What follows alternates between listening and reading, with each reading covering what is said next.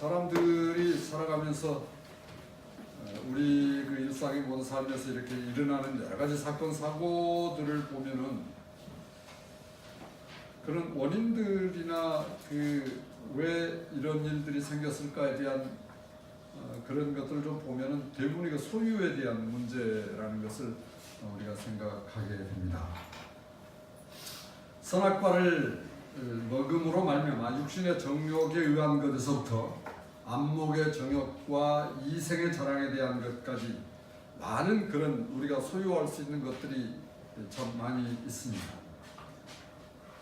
하나님께서는 우리가 살아가는데 필요한 것들을 이 땅에서 부족함이 없도록 다 주셨죠.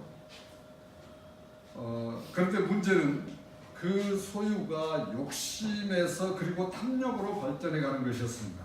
이러한 문제로 이 세상은 매우 시끄럽고 어두운 일들이 많이 발생하는 것을 우리가 발견합니다. 이 문제를 예수님은 마태복음 4장에서 사단의 유혹을 이렇게 말씀으로 익힌 사건들에 대한 말씀을 우리 함께 여러분들이 보시거나 들었던 그런 기억들이 있으실 것입니다. 아브라함의 목자와 조카 롯의 목자가 싸웠습니다. 서로 싸우는 일이 발생했죠. 그 싸움이란 가축의 먹이와 소유에 대한 풍성함 때문이었다라는 것을 보여주죠. 사람이 소유가 많아지면 더 자비를 베풀고 더 많은 사람들에게 나누어 쓰고 더 많이 여유롭게 살 것처럼 보여지지만 그렇지 않습니다. 사람의 마음은 더 많이 가지려고 하는 욕구에서 벗어나지 못하죠. 그래서 싸우고 이기적이 되고 욕심의 지배를 받게 됩니다. 더 나아가서 탐욕의 지배 아래 있게 되면 사람은 많은 사건 사고들에서 많은 문제를 가지고 살아가는 것을 우리가 한번 이렇게 경험해 볼 수도 있기도 하고 또 발견합니다. 삼촌인 아브라함이 모든 기득권을 내려놓고 내가 좋은 대로 해라 라고 이렇게 말한 그 다음에 내가 있을 곳을 차지하겠다. 롯은 자기 눈에 보기 좋은 곳에 이렇게 지난 시간에 말씀을 나눈 대로 아주 보기 좋고 들과 풀이 많은 그런 소돔 고모라 쪽을 택했습니다. 롯이 아브라함을 떠났습니다. 창세기 13장 14절부터 17절에서 롯이 아브라함을 떠난 후에 여호와께서 아브라함에게 이르시되 너는 눈을 들어 너 있는 곳에서 북쪽과 남쪽 그리고 동쪽과 서쪽을 바라보라. 보이는 땅을 내가 너와 내 자손에게 주리니 영원히 이르리라. 내가 내 자손의 땅에 티끌 같게 하리니 사람이 땅에 티끌을 능히 셀 수 있을진데 내 자손도 세리라. 너는 일어나 그 땅을 종과 행으로 두루 다녀보라. 내가 그것을 내게 주리라. 아브라함은 헤브론으로 이주하여서 거기서 하나님께 감사하고 예배를 드립니다. 아브라함에게 놀라운 것이 발견되는 것은 바로 장소를 옮길 때마다 하나님께 예배했다는 사실이죠. 창세기 13장 18절에서 이에 아브라함이 장막을 옮겨 헤브론에 있는 마므레 상수리 숲에 이르러 거주하며 거기서 여호와를 위하여 제단을 쌓았더라. 아브라함에게 놀라운 것이 있다고 하면 그것은 하나님 우선주의로 살아왔다라는 사실입니다. 무슨 일이나 무슨 계획과 또는 만남에서 아브라함은 제일 먼저 하나님을 생각했습니다. 하나님이 이걸 좋아하실까? 하나님 뜻대로 되게 해주십시오. 하나님 일을 어떻게 하시겠습니까? 하나님 인도에 가신 대로 가겠습니다. 하나님을 의지하고 하나님의 뜻을 따라 살았습니다. 또 하나님과 교제하며 하나님의 하게 하심을 따라 살았어요. 자기 의지, 자기 뜻, 자기 생각대로 하지 않았어요. 하나님께서 이렇게 하게 하신 대로 그냥 살아간 겁니다. 이렇게 사는 것이 영으로 사는 것이고요. 이렇게 살면 말씀으로 살 때에 가능합니다. 대부분의 사람은 자기 생각, 자기의 뜻 하는 대로 살아갑니다. 세상과 짝하고 세상 즐기고 세상에 좋으면 그런 되는 삶이죠. 이것은 어떤 삶의 육에 속한 삶이 되겠습니다. 이렇게 사는 사람들은 그리스도 예수가 없습니다. 이렇게 살면 결과가 너무 비참하고 안타깝습니다. 히브리 9장 22절에 죽고 난 다음에 심판이 있는데 내 삶이 심판받기 위해 사는 삶이 된다면 얼마나 안타깝습니까? 내 지금 살아가는 과정이 앞으로 내 생이 끝났을 때 그것이 심판을 받기 위한 그런 여정이라고 한다면 한번 생각해 봐야 되지 않겠습니까? 누구나 상 받기를 좋아합니다. 그래서 앞으로 살아갈 때 나에게 뭔가 있을 거라는 그런 기대감 내지는 그런 것들이 있어요. 그런데 그런 것에서 벗어나서 그것은 멸망이고 영원한 지옥불에서 불타는 소세지 그 불쏘시개 감으로 내 인생을 살아간다? 그건 정말 생각해 봐야 합니다. 아브라함이 살던 주변 정세가 창세기 14장에서 전개되고 있습니다. 이미 이 시기에는 많은 부족들로 말미암아 왕국이 형성되었다라는 것은 시간이 굉장히 많이 흐른, 그리고 우리는 그 시간의 흐름을 측정할 수 없죠. 그리고 이러한 부족 국가들끼리 동맹을 이루면서 국가 발전을 위한 것으로 생각이 됩니다. 창세기 14장 1, 3절에 그 사실이 나타나죠. 함께 보겠습니다. 창세기 14장 1절부터 3절 같이 보십니다. 당시에 시날 왕 아므라벨과 엘라살 왕 아리옥과 엘람 왕 그돌라오멜과 고임 왕 디다리, 소돔 왕 베라와 고모라 왕 비르사와 아드마 왕 시나프와 스보임 왕 세베벨과 벨라 곧 소알 왕과 싸우니라. 이들이 다 시딤 골짜기 곧 지금의 여매에 모였더라. 사에 모인 거예요, 요즘 말로. 자, 가나안 동북부 지역에 네 왕의 강력한 부족 국가가 있어서 힘을 나타내고 있습니다. 그리고 세력이 조금 약한 남부 지역에 5개의 나라가 있는데 그 5개국에 소돔과 고모라가 포함되어 있고 그 소돔 고모라에는 누가 삽니까? 네, 롯이 삽니다. 세계 어느 국가든 강력한 힘을 가진 나라와 민족들이 주변국에 영향을 주고 있는 것은 사실입니다. 그래서 그런 강대국들에 의해서 약소국들이 영향을 받고 상당히 조심스레 살죠. 창세기 14장 4절부터 12절에서 강대국과 약소국 간의 전쟁이 일어났습니다. 14장 1절에 나오는 강대국 중에 그돌라오멜 왕이라는 왕이 나오는데 그 왕에게 조공을 바치며 살았던 5나라 남부 지역에, 그래서 창세기 14장 2절에 나오는 왕들이 12년 동안 그돌라오멜에게 조공을 바치다가 스톱했어요. 배반했습니다. 흔히 하는 말. 그래서 강대국 연합군들이 모여가지고 약소국 연합군들을 공격해서 전쟁을 일으키는 모습이 바로 창세기 14장 4절부터 16절의 그런 내용들입니다.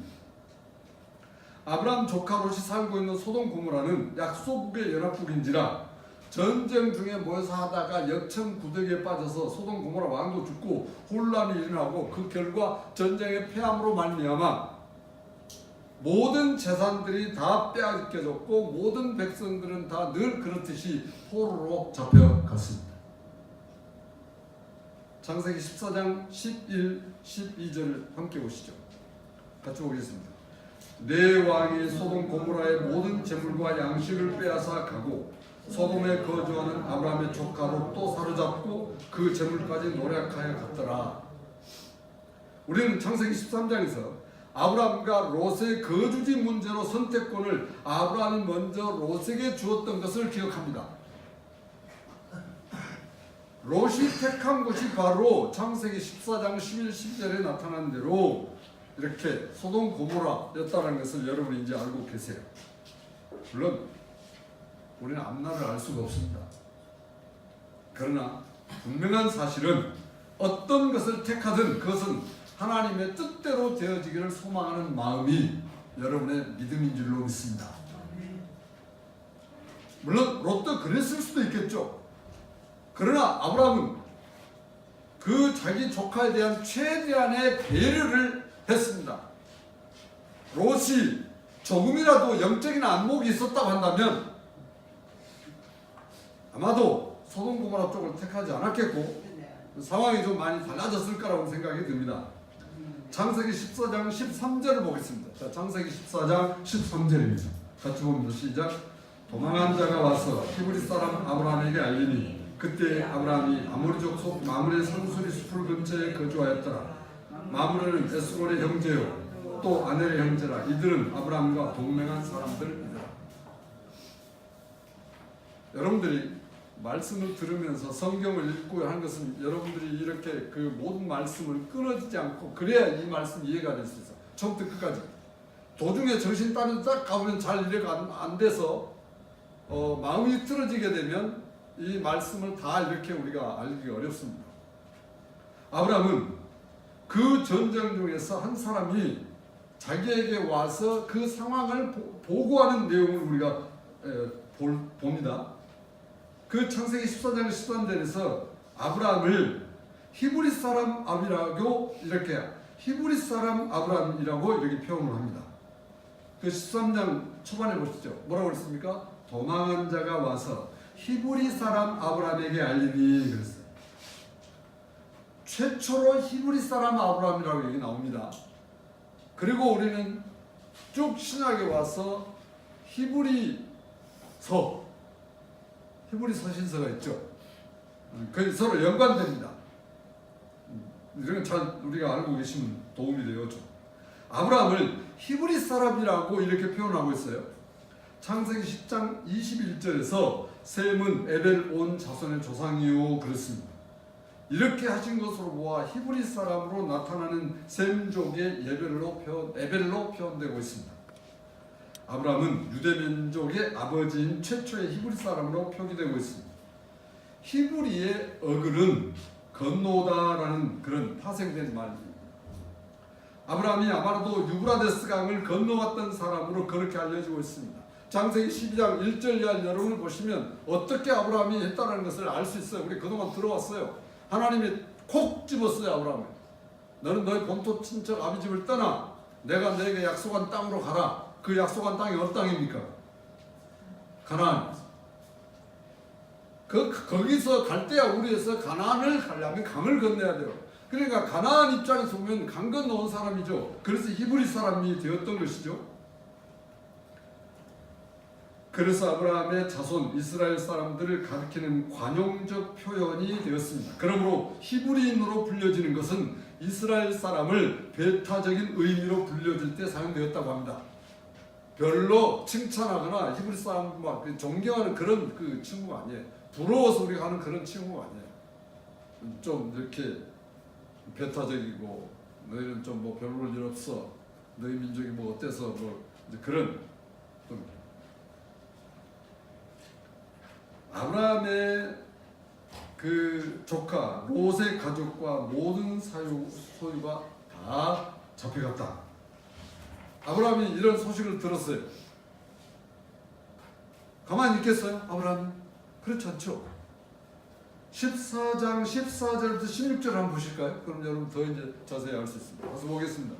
아브라함이 그의 조카가 사로잡혔음을 듣고 집에서 길리고 훈련된 자 318명을 거느리고 단까지 쫓아가서 그와 그의 가신들이 나뉘어 밤에 그들을 쳐부수고 다메섹 왼편 호박까지 쫓아가 모든 빼앗겼던 재물과 자기의 조카 롯과 그의 재물과 그의 부녀와 친척을 다 찾아왔더라. 아브라함이 아마도 사설 군대를 거느리고 있었던 것 같습니다. 자기 입에서 젊은이들을 모아서 훈련도 시키고 군인으로서 조직을 해가지고 자기 아브라함의 그 족장이니까 그 아브라함과 함께하는 모든 것들을 지키고 보호하는 그런 그 사설 군대가 있었던 것으로 여기 분명히 나타나죠. 318명을 데리고 공격했습니다. 그래서 아브라함 관계된 롯과 관계된 모든 걸 다 찾아왔어요. 이러한 전쟁은 대단히 놀라운 전쟁입니다. 강대국 4개국이 힘을 모아서 5개국을 싸워 정복해서 이겼는데 그들을 가서 쳐부신 거예요. 저는 말씀을 보면서 오늘 마침 이스라엘 군대를 보는 듯한 그런 요즘 이 세계에서 이스라엘 군대가 굉장히 특수부대 강하고 또 그런 게 있잖아요. 이스라엘 군대를 보는 듯한 그런 상황이에요. 이때부터 히브리 사람들이 전쟁을 잘했구나. 하나님께서 아브라함과 함께 하심으로 연합군을 무찌르고 모든 포로들과 재물들을 다 찾아왔습니다. 아브라함이 318명 가서 싸울 때에 여러분 생각해 보세요. 아브라함과 318명만 싸웠겠어요? 누가 함께 했겠어요? 하나님이 함께 하신 일이죠. 더 물어볼 필요가 없어요. 창세기 14장 17절부터 24절에서 우리는 놀라운 상황을 발견합니다. 전쟁에서 패한 연합군의 왕이 아브라함을 환영하고 감사해 하는 것은 당연한 거죠. 그런 생각해 보세요. 우리 전쟁에 다 빼앗겼는데 다 찾아온 그 장군에 대해서 지도자에 대해서 감사하지 않겠어요?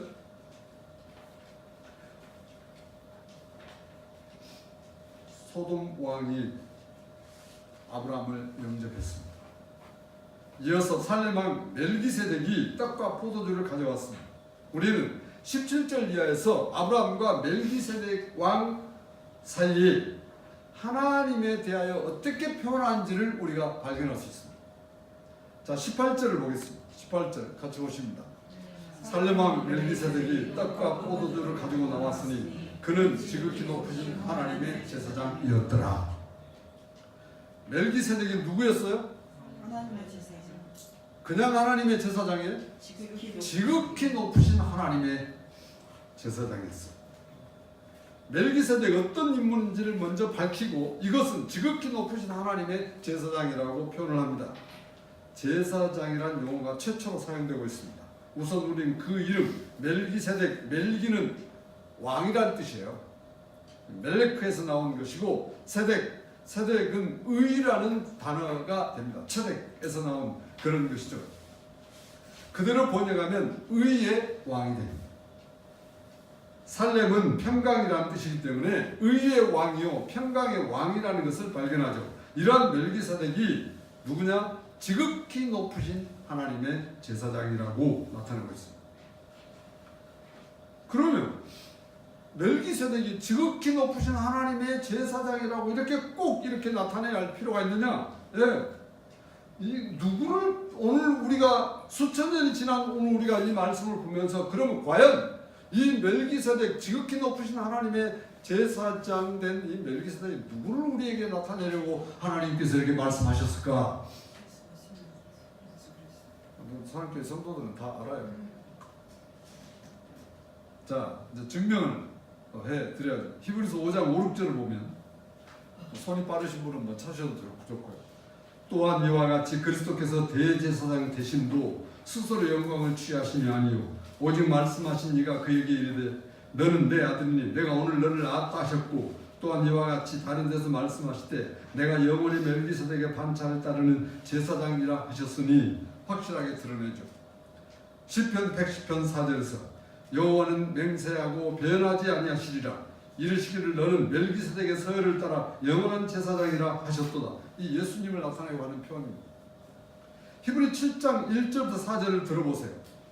멜기세덱은 살렘 왕이요 지극히 높으신 하나님의 제사장이라 여러 왕을 쳐서 죽이고 돌아오는 아브라함을 만나 복을 빈 자라. 아브라함이 모든 것의 10분의 1을 그에게 나누어 주니라. 그 이름을 해석하면 먼저는 의의 왕이요 그 다음은 살렘 왕이니 곧 평강의 왕이요 아버지도 없고 어머니도 없고 족보도 없고 시작한 날도 없고 생명의 끝도 없어 하나님의 아들과 닮아서 항상 제사장으로 있느니라. 이 사람이 얼마나 높은가를 생각해 보라. 조상 아브라함도 노량물 중 10분의 1을 그에게 주었느니라. 누구예요? 예수 그리스도. 예수님이시잖아요. 이러한 멜기세덱의 모습에서 장차 오실 메시아 그리스도 예수를 나타내시는 하나님의 말씀과 계획을 우리가 발견합니다. 멜기세덱은 아브라함을 만나 축복합니다. 창세기로 다시 돌아가서 19, 20절을 봅니다. 같이 보겠습니다. 그가 아브라함에게 축복하여 이르되 천지의 주제시오 지극히 높으신 하나님이여 아브라함에게 복을 주옵소서. 너의 대적을 내 손에 붙이신 지극히 높으신 하나님을 찬송할지로다 하며 아브라함이 그 얻은 것에서 10분의 1을 멜기세덱에게 주었더라. 여기서 멜기세덱이 하나님이 어떤 분이라는 것을 멜기세덱이 드러내고 있습니다. 하나님께서는 천지의 주제이시다. 하나님은 지극히 높으신 분이다. 인간에게 복을 주시는 전능자이심을 드러내고 있습니다. 또 하나님은 우리의 대적을 하나님의 자녀들인 우리에게 붙여주셔서 이기게 하십니다. 그리고 하나님의 승리케 하시는 분이 되시고 우리가 수만 개의 입을 가지고도 다 하나님이 어떤 분인지를 표현할 수 없어요. 우리의 머리와 우리의 어떤 지식으로나 그 지극히 높으신 하나님을 다 표현할 수 없습니다. 지극히 높으신 하나님과 그 아들 예수 그리스도를 우리가 어떻게 다 표현할 수 있겠어요? 우리 저희 강수센터 한 번씩 나와가지고 그 지극히 높으신 하나님을 자기가 말하는 들어서 제일 많이 말하시는 분에게 100만 불을 드리겠습니다. 그렇게 하고 지금 한다고 하면 누가 지극히 높으신 하나님을, 누가 예수 그리스도를 가장 오랜 시간, 긴 시간 동안 말할 수 있을 것 같습니까? 하나님 다 표현할 수 없어요. 인간의 언어로 하나님, 예수 그리스도에 다 표현할 수 없어요. 저는 그냥 결론을 냈습니다. 하나님 믿습니다. 간단해요. 예수님 믿습니다. 그 나를 이렇게 믿게 하신 분이 누군지 아세요? 하나님 나를 믿게 하셨어요. 하나님이 나를 믿게 하셨습니다. 근데 얼마나 사람들이 자기가 똑똑하고 영리하고 머리 좋다고 그냥 뭐 나는 내가 이해해 믿겠다고 이거 증명하고 어제도 저 청년부 형제와 같이 교제하는데 막 증명을 뭐 그래서 참 믿으면 쉬운데 그게 잘 안 되죠. 이해합니다. 이해하죠.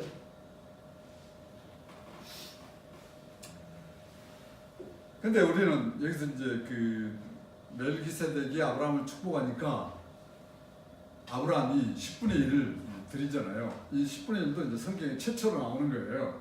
늘 교회에서 이 헌금 문제 때문에 민감하지 않습니까? 이런 문제들 저는 제가 신학생 때부터 말씀을 전했고 제가 군대에 가서도 군용사병으로 사역을 하면서 말씀을 전했어요. 하여튼 설교를 했어요. 누굴 보고 하든지 뭐 인용을 하든 어떻게든 설교를 했는데 하면서 지금까지 오늘 이 시간까지 헌금하라고 설교를 해본 적이 없습니다. 앞으로도 안 할 거고요. 그러나 성경에서 이렇다라는 것은 제가 하나님께서 저를 알게 하시고 깨닫게 하시는 대로 이렇게 나타내고 싶습니다. 자, 아브라함에 대한 축복에 대한 감사요. 전쟁에서 승리하게 하신 것에 대한 하나님께 대한 감사의 표시. 예물을 드리면서 민수기 18장 21절 24절에서 11조에 대한 기록들이 뭐 또 나오고 여러 개 나옵니다. 나오는데요. 11조를 드려야 하느냐 마느냐 그것은 개인의 신앙, 즉 하나님과 자기 자신과 관계의 문제라고 저는 그렇게 생각합니다. 결국 나에게 주어지는 것이 다 내 것이라는 생각과 나에게 주어지는 모든 것이 다 하나님의 것이라는 생각의 차이일 뿐이에요. 다시 말씀드리면 예수 믿는 자가 예수님을 알면 깨닫기를 나의 모든 것이 다 하나님의 것이라는 것을 알게 돼요. 내 것은 아무것도 없다. 내가 할 수 있는 것은 아무것도 없다. 모든 것이 다 하나님께로부터 왔다. 이렇게 알게 되면 11조 저절로 해줘요. 그런데 예수를 믿어도 은혜 받아도 내 것은 내 것이고 네 것도 내 것이고 이래버리면 안 되는 이야기죠. 이것은 믿음에 관한 것이어서 내고 안 내고 문제가 아닙니다. 11조를 내는 그 믿음을 통해서 형제 자매들을 세워가고 교회를 세워가고 하나님 말씀을 증거되어지고 어떻든 간에 내가 낸 헌금이 내 이웃의 유익을 구하는 것이라고 한다면 그냥 그걸로 감사하는 것이죠.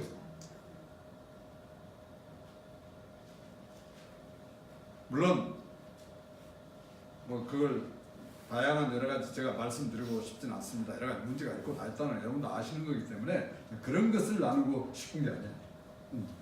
성경에서 말씀하시는 하나님 우리에게 말씀하시는 원론적인 것만 이렇게 알고 있으면 그런 모든 원론의 맨 위에 하나님 예수 그리스도로 연결되어지는 것을 볼 수 있습니다.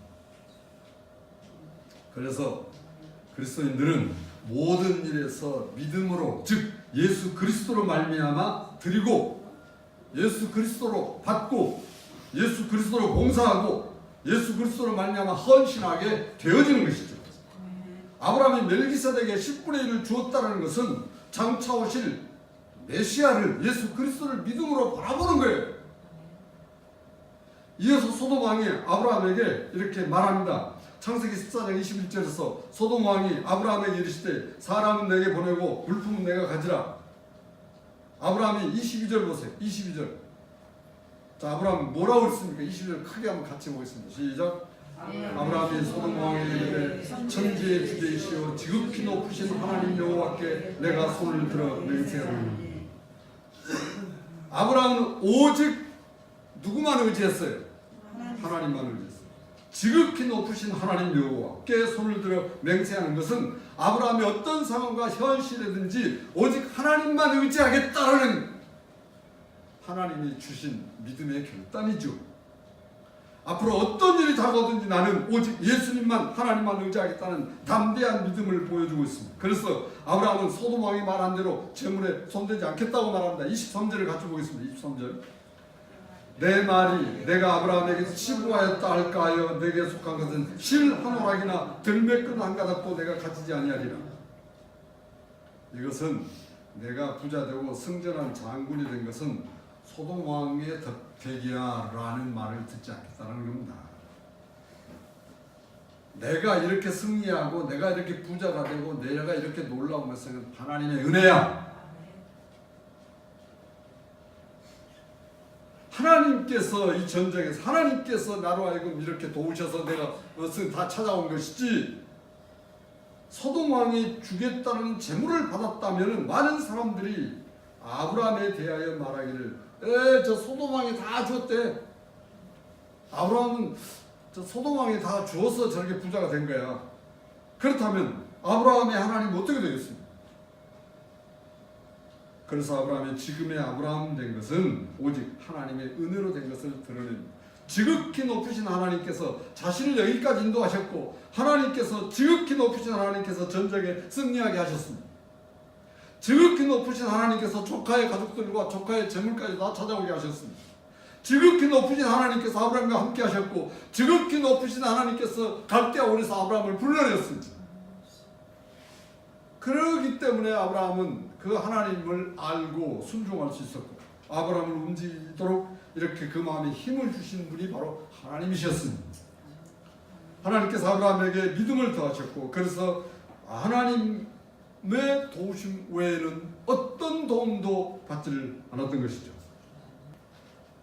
오늘 본문에 나타나신 지극히 높으신 하나님의 이름은 엘 엘론이라는 그런 히브리 원, 지구하신 하나님의 주권을 나타냅니다. 참 어려워요. 지구하신 하나님의 주권. 우리가 상상할 수 없어요. 모든 권리가 전능하신 아버지 하나님께 있었습니다. 아브라함은 오늘 아주 특별한 만남을 경험합니다. 하나님께서 사람이 되신 것을 비유로 나타내시는 하나님께서 아브라함에게 멜기세덱으로 오셨어요. 예수 그리스도가 멜기세덱으로 오신 거예요. 평강의 왕이시고 의의 왕이신 예수님이 오시게 하시는 그 하나님의 뜻을 비유로 드러내셨습니다. 여러분, 요한복음 8장을 보시면 예수님께서 유대인들에게 설교를 하시면 쭉 말씀을 전하시는 가운데 56절에 이렇게 예수님이 말씀하십니다. 너희 조상 아브라함은 날 때 볼 것을 즐거워하다가 보고 기뻐하였느니라. 아브라함은 믿음으로 그때 예수 그리스도를 보았구나. 그러면 아브라함이 본 거예요. 하나님께서 그를 보게 하신 거예요. 그렇군요. 아브라함은 믿음으로 하나님 아들 예수 그리스도를 보았습니다. 이 사실을 예수님께서 유대인들에게 증거하시죠. 그러나 예수님께서 아브라함 이전에 존재하셨다는 말을 듣자 그들이 믿지 않습니다. 유대인들이 안 믿어요.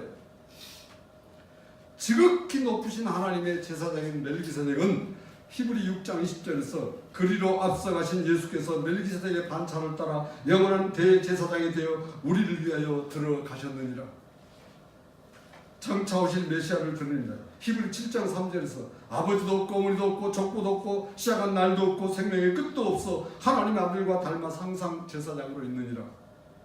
시편 110편에서 이미 소개했습니다만 다윗 왕도 예수님을 왕이요 영원한 제사장이라고 기록합니다.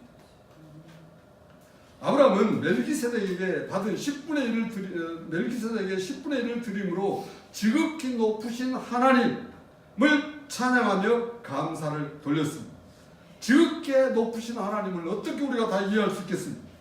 지극히 높으신 하나님은 사람의 생각과 언어와 모든 것을 다 동원해도 하나님을 알 수 없습니다. 우리는 단지 하나님의 은혜로 알고 하나님을 믿습니다. 우리는 단지 하나님께서 우리에게 주신 은혜로 깨닫게 하셔서 예수 그리스도를 알게 해주시고 그분이 나의 구주요 내 모든 죄를 다 십자가에서 담당하시고 죽으셨다는 사실을 믿게 하시는 그 지극히 높으신 하나님의 우리 각 개인을 향하신 은혜입니다. 지금도 지극히 높으신 하나님께서 우리와 함께 하십니다. 오직했으면 예수님께서 볼지어다 세상 끝날까지 내가 항상 너희와 함께 하시겠다고 마태복음 28장 20절에서 선포하셨겠습니까? 그래서 모든 피조물의 영광과 찬송을 받으시기에 합당하십니다. 예배의 높임을 받으시기에 합당하시며 모든 피조물을 다스리고 주관하시는 전능자이시죠. 그 지극히 높으신 하나님이 여러분의 하나님이십니다. 나의 하나님이세요. 시편자는 118편 28절에서 주는 나의 하나님이시라 내가 주께 감사하리이다. 주는 나의 하나님이시라 내가 주를 높이리이다. 여러분 인생을 살면서 오만 가지 일들이 여러분들을 힘들게 하고 어렵게 하고 인간관계 속에서 또는 다양한 여러 가지 일들이 여러분들을 힘들게 하고 그래서 세상에서 얼마나 우리가 힘들게 삽니까? 그러나 너희 오늘 여기에 모여서 함께 예배할 수 있음도 여전히 지극히 높으신 하나님께서 예수 그리스도를 보내셔서 여러분 한 분 한 분을 지키시고 보호하시고 마태복음에서 예수님은 우리 이제 그 수요일 성경 시간에 같이 교제했습니다. 하나님께서 한 분 한 분을 지키시는 수호천사를 이렇게 두고 계신단 말이죠. 하나님 대단히 놀라우신 분. 어떻게 하나님 우리를 이렇게 지켜주시고 인도하시는지. 하나님은 우리의 머리카락까지도 다 세신 거예요. 돌아가면서 머리카락씩 셀까요? 몇 년이 걸릴 거예요? 하나님 얼마나 놀라우신지 모르겠어요. 오늘 우리가 고백하는 고백은 이것이 나의 하나님 지극히 높으신 하나님 하나님께서 우리 생명의 주인이시며 우리에게 모든 것을 주셨습니다. 그래서 오늘 또 우리는 하나님의 은혜로 살아갑니다. 지난밤에도 우리는 다양한 일들을 겪으면서 인간의 힘으로 살 수 없지만 우리 주 예수 그리스도의 은혜로 예수님 주님 때문에 그렇게 사네요. 여러분 앞에 어떤 일이 앞으로 어떻게 다가올지 몰라요. 우리 얄팍한 머리로 계산하지 마시고 처음부터 그냥 주님 전 몰라요. 주님이 알아서 해주세요. 내일 일을 난 몰라요. 그래서 지극히 높으신 하나님 모든 것을 아시기 때문에 예수 그리스도를 보내셨어요. 그래서 예수님이 바로 여러분의 주인이시다. 예수님 나의 구주요 나의 왕이시다. 이게 되어지는 것이지 목사가 설교한다고 되겠습니까? 말씀 보면 하나님께 눈을 열어서 깨닫게 되면 알게 되어지는 것이죠. 하나님이 하시는 거예요. 오늘 또 전능하신 하나님, 지극히 높으신 하나님, 물론 하나님 아버지도 있지만 예수 그리스도도 지극히 높으신 하나님이십니다. 함께 영원토록 이게 복이잖아요. 살아가시는 하나님께 성전 되시는 주님의 이름으로 축복합니다.